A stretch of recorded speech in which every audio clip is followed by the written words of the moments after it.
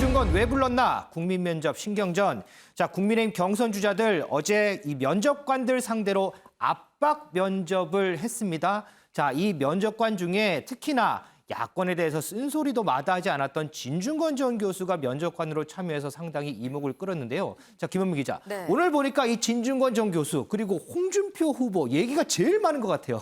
네, 맞습니다. 이 전체 12명의 예비 후보 중에서 이 어제 면접 첫날인 어제 6명의 후보가 이 면접을 봤는데요. 그 중에서도 이 홍준표 후보 단연 눈길이 쏠렸습니다. 이 홍준표 후보 뭐라고 얘기했길래 눈길이 쏠렸는지 직접 영상으로 확인해 보시죠. 비하, 막말, 발언, 뭐 입에 담기도 그렇지만 뭐 돼지발정제 굉장히 좀 안 좋은 이미지로 남아서 차마 홍준표는 못 찍겠다 이런 거가 많은 거 아닌가요? 그렇습니다. 아 맞네요.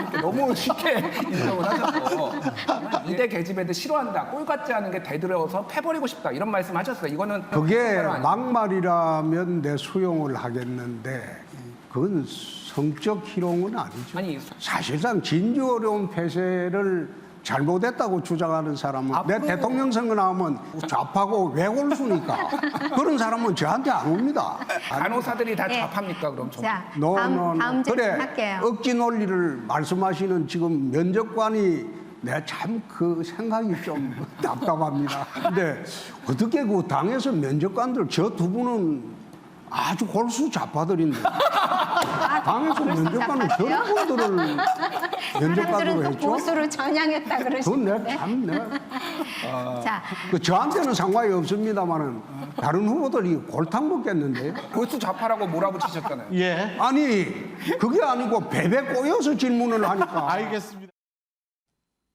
네, 정말 그야말로 압박 면접입니다. 좀 아픈 데만 골라서 지금 물어보는 그런 질문들이었는데 홍준표 후보도 이 보통이 아니죠. 굉장히 노련하게 이걸 받아치고 있습니다. 이 과거 2대 계집애들이라고 했었던 발언에 대해서 이 얘기를 하니까 아 이게 내가 막말이라고 하면 받아들이겠는데 이게 무슨 성희롱입니까? 라고 얘기를 하고요. 이 돼지발정제 논란 때문에 여성들이 본인을 지지하지 않는 거 아닙니까? 라는 물었더니 아 쿨하게 그럴 수 있죠. 라고 얘기를 합니다. 네. 바로 수용을 했는데 이 진중권 전 교수, 진 전 교수한테 사실 이목이 많이 집중이 돼 있었습니다. 이 진 전 교수, 이 진주의료원을 경남지사 때 폐쇄한 거에 대해서 좀 물었더니 아니 이게 좌파적인 사고로 이 주장을 하고 좀 베베 꼬인 질문을 한다라면서 이 면접관들 앞에서 이 면전에서 불쾌감을 가감없이 드러냈습니다. 이동석 기자, 어제 홍준표 예비후보 말고 유승민 예비후보도 면접 봤죠? 어땠어요? 네, 평소 점잖은 이미지를 보였던 유승민 예비후보 배신자 이미지에 대한 질문이 나오자 발끈했는데요. 유승민 예비후보의 영상도 이어서 함께 보시겠습니다. 유승민, 그다음에 하태경, 이준석 이래 해가지고 이 세 분이 갑자기 안티페미니즘 드라이브를 딱 걸면서 나가는 것들이 굉장히 좀 문제가 있다. 4년 전에 SBS에서 대선 후보 면접 토론할 때 진 교수님 그때 패널로 오셨어요. 저는 평소에 여가부 폐지하고 양성평등을 하는 게 좋겠다 이렇게 말씀을 드렸고 그때는 진 교수님 아무 말씀 안 하시더니 요즘은 왜 그러시는지 모르겠는데요. 국민의힘은 탄핵의 강을 건넜다고 보십니까? 건너고 있는 중이죠. 다 건넜는데 유승민 후보만 아직 못 건너신 것 같아요. 제가 보니까 뭐 이준석 대표도 예. 당선이 되고 뭐 예. 그 박근혜 대통령 잡아넣은 이를테면 윤석열 후보도 보수 진영에서 되게 지지가 높은데 유승민 후보만 지금 배신자 뭐 이렇게 이미지의 아이콘이 있어서 그 질문하시는 분은 제가 배신자라고 생각하세요? 본인이 아니 그 왜 배신자라고 생각하시니까 저한테 그런 표현 쓰시는 거 아니에요? 보수진 네, 유승민 예비후보 유승민만 배신자 이미지라는 지적에 솔직히 억울하다면서요. 질문하신 분은 제가 배신자라고 생각하냐며 이렇게 되묻기도 했는데요. 네. 아무래도 배신자 논란에서 벗어나려고 현재 애를 쓰고 있는 와중에 이런 질문이 나와서 본인도 약간 당황한 것 같습니다. 조금 전 영상을 통해 만나보셨듯이 이후 예비후보는 진중권 전 교수와 안티페미니즘 질문에 대해서도 반박하며 설전을 벌였습니다. 자, 김은미 기자. 근데 어제 이제 면접에 관련해서 당에서는 뭐 관심도 많이 끌었고 나름 많이 흥행했다 이렇게 평가를 하던데 근데 후보들은 또 평가가 좀 다르더라고요. 네, 맞습니다. 이 앞서 보신 영상들에서 확인하실 수 있는 것처럼 뭐 면접관들 면전에서 불쾌감을 표시하는데 면접관 없는 데서는 또 얼마나 불쾌감을 표시했겠습니까? 영상으로 같이 먼저 보시죠. 분위기가 안 좋았는데 내가 좋게 만들었죠. 분위기 안 좋게 만들려고 하는 걸 내가 좋게 만들었지 않습니까? 토론 자리 아니면 안 불렀으면 좋겠습니다. 응? 그 불러가지고 후보 전국을 돌아다니는데 그 발목이나 잡고 하는 것은 이 정상적인 경선 관리가 아닙니다. 이젠 이런 쇼잉업하는 행사는 가능하면 하지 말고 특히 면접의 경우에는 면접관의 문제가 있습니다. 제가 알기로는 진중권 교수는 윤석열 후보를 공개적으로 지지한 사람으로 알고 있는데 선관위가 어떻게 저런 분을 면접관으로 모셨는지 모르겠습니다. 네, 이 홍준표 후보와 유승민 후보 이 두 사람 다 면접관에 대해서 이 문제를 제기를 했습니다. 네. 이 면접관이 분위기를 오히려 안 좋게 만들 뻔했다라고 얘기하기도 하고요. 이 진중권 교수는 특정 후보를 공개적으로 지지했기 때문에 이거는 공정성에 어긋난다라고 얘기를 하기도 했는데 이 홍준표 후보 사실 앞선 영상에서 아니 뭐 나는 괜찮은데 이 3명 중에 2명이 저 좌파 쪽 사람들이라 다른 후보들이 좀 골탕 좀 먹겠다. 나는 괜찮다라고 얘기를 했었습니다만 안 괜찮은 것 같습니다. 이 자신의 SNS에 오늘 아침에 또 이 글을 하나 올렸는데요. 내가 26년 동안 정치하면서 이렇게 모욕 준 당은 처음이다. 면접관 3명 중 2명을 반대 진영 사람을 앉혀놓고 이 하면은 이게 편향적인 질문으로 비아냥대고 조롱하고 낄낄댄 22분이었다. 이런 행사 자제해달라라는 글을 올렸습니다. 자, 이동석 기자, 이렇게 후보들 반응은 좀 부정적이에요. 그러면 이준석 대표 좀 난감하지 않을까요? 네, 맞습니다. 면접관에 대한 불만 폭주에 대해서 이준석 대표가 입을 열었는데요. 어떤 발언을 했는지 이준석 대표 영상을 통해 만나보시죠. 실시간 방송 중에도 계속 진중권 욕하는 글들이 많이 네, 올라왔다고. 문자에 보면 왜 죄다 좌파만 불렀냐. 특정 후보의 지지자라고 생각됩니다만은 좌파 얘기가 그렇게 많더라고요. 제가 사실 주문했던 건 뭐냐면 이쪽을 완전히 그냥 빨간색으로 채우자 그래가지고 네. 그러니까 민주당에서 진짜 강성 민주당 지지자들이 있잖아요. 조국을 지지하거나 이런 사람들 아니면 또 거기에 또 가까운 사람들을 좀 부르자라고 했는데 그렇다고 김남국 의원은 부를 수는 없잖아요. 진중권 교수의 기여도가 얼마나 될까요? 뭐 거의 전부지 뭐. 겸손하지도 않은 무늬만 좌파. 내일 안 가. 확인해봐야지. 성격도 까칠한 겸손하지 않은 무늬만 좌파. 네, 이 대표는 진중권 전 교수를 왜 부르냐 이런 문자가 폭주했다고 설명을 했었는데요. 그러면서 김남국 민주당 의원을 부를 수는 없지 않냐 이러면서 나름 서운함을 드러내기도 했습니다. 이 대표는 오히려 논란보다 흥행을 했다고 평가를 했는데요. 5만 명 가까이 실시간 접속이 이루어졌다면서 나름 자신감을 내비치기도 했습니다. 진중권 전 교수는 곳곳에서 터져나오는 쓴소리에 대해 불편함을 드러냈는데요. 진 전 교수는 먼저 이번 면접관 제의를 받아들인 이유에 대해서 설명을 했습니다. 하나는 매우 까칠할 것이고 두 번째로 이편 저편, 편 들지 않겠다 이렇게 말했다고 하는데요.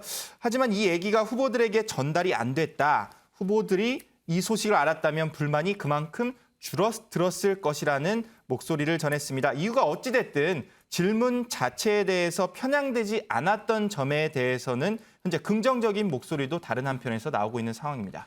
은 의원님, 지금 이동석 기자도 얘기를 했지만 어쨌든 가감 없는 질문을 던져서 신선했다 이런 평도 있고요. 또 한편에서는 이 검증은 제대로 되지 않은 건 아니냐 이런 평도 있고요. 어떻게 일단 보셨어요? 뭐 초반부터 뭐 세게 안 들어가고 일단은 전체 요리로 치면 전체 요리 같이 이제 흥미를 붙돋는 단계라고 저는 생각하거든요. 아까 영상 보니까 역시 홍준표 후보가 개그감이 있구나. 그러니까 본인은 뭐 개그하려고 하지 않았겠지만 보기에 좀 웃기네요. 네. 2030이 개그감을 좋아한다는데 아마 그래서 인기가 있는 거 아닌가 뭐 이런 생각도 들었고 역시 유승민 후보는 토론을 잘하는구나 뭐 이런 생각이 들었어요.